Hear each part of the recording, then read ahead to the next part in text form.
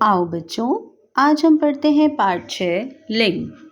लड़का गाना गा रहा है, लड़की नाच रही है।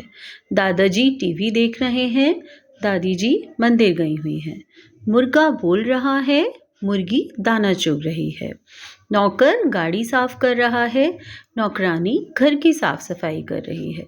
बच्चों, ऊपर के वाक्यों में रंगीन शब्दों से यह पता चलता है कि लड़का, दादाजी, मुर्गा और नौकर पुरुष जाति के शब्द हैं तथा लड़की, दादी जी, मुर्गी और नौकरानी स्त्री जाति के शब्द हैं।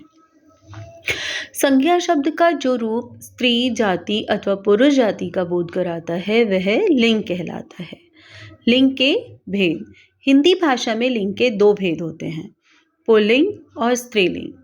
पुल्लिंग पुरुष जाति का बोध कराने वाले संज्ञा शब्द पुल्लिंग कहलाते हैं, जैसे भाई, राजा, गायक, मामा, वर, ससुर आदि। स्त्रीलिंग स्त्री जाति का बोध कराने वाले संज्ञा शब्द स्त्रीलिंग कहलाते हैं, जैसे बहन, रानी, गायिका, मामी, वधू, सास आदि।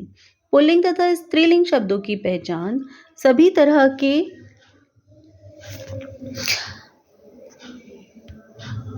पुल्लिंग तथा स्त्रीलिंग शब्दों की पहचान सभी तरह के संज्ञा शब्द व्यक्ति, प्राणी, वस्तु, स्थान अथवा भाव के नाम या तो पुल्लिंग में आते हैं या स्त्रीलिंग में।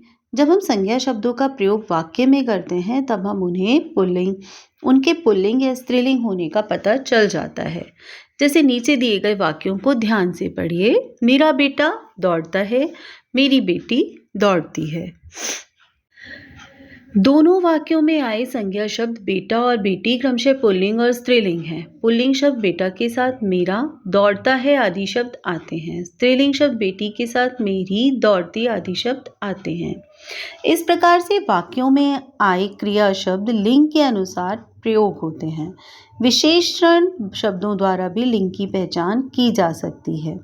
जैसे विशेषण छोटा संज्ञा लड़का, क्रिया पढ़ता है। विशेषण छोटी संज्ञा लड़की और क्रिया पढ़ती है।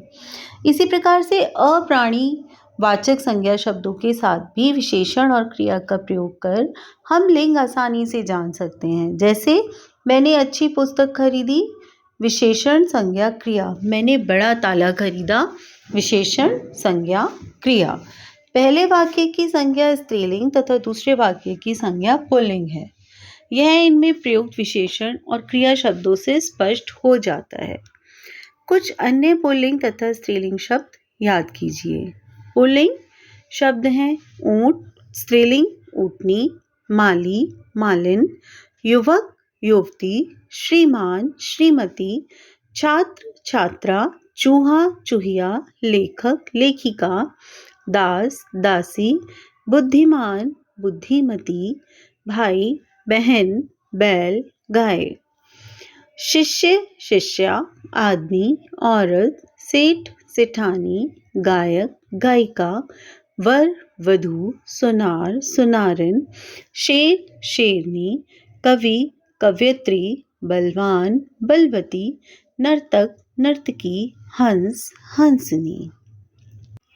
कुछ और पुल्लिंग और स्त्रीलिंग शब्द हैं हाथी, हथिनी, सिंह, सिंगनी, अध्यापक, अध्यापिका, हिरन, हिरनी, घोड़ा, घोड़ी, लेखक, लेखिका, सहपाठी, सहपाठन, बंदर, बंदरिया।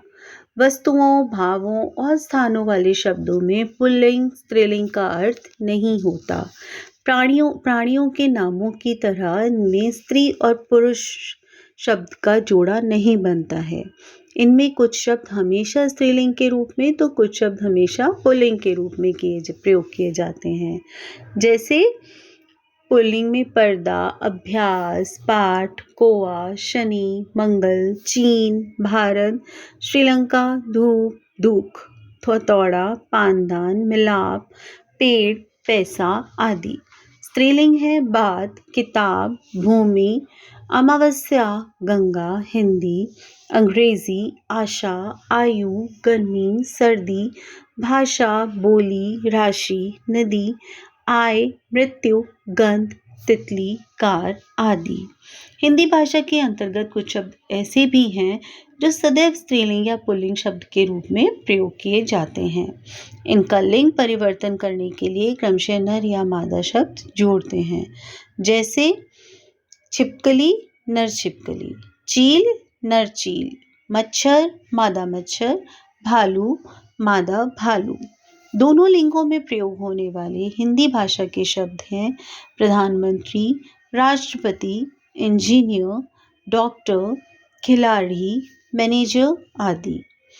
नदियों, बोलियों, भाषाओं, लिपियों आदि के नाम स्त्रीलिंग होते हैं। पहाड़ों, दिनों, महीनों, वृक्षों, ग्रहों आदि के नाम पुल्लिंग होते हैं। तो बच्चों, इस तरह से हमने सीखा पुरुष या स्त्री जाति का बोध कराने वाले संज्ञा शब्द लिंग कहलाते हैं। लिंग के दो भेद हैं, पुल्लिंग, स्त्रीलिंग। स्त्री जाति का बोध कराने वाले संज्ञा शब्द स्त्रीलिंग कहलाते हैं। पुरुष जाति का बोध कराने वाले संज्ञा शब्द पुल्लिंग कहलाते हैं।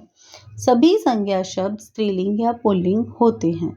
कुछ शब्द हमेशा स्त्रीलिंग व हमेशा पुल्लिंग के रूप में प्रयोग किए जाते हैं। क्रिया तथा विशेषण के प्रयोग के आधार पर लिंग की पहचान की जा सकती है।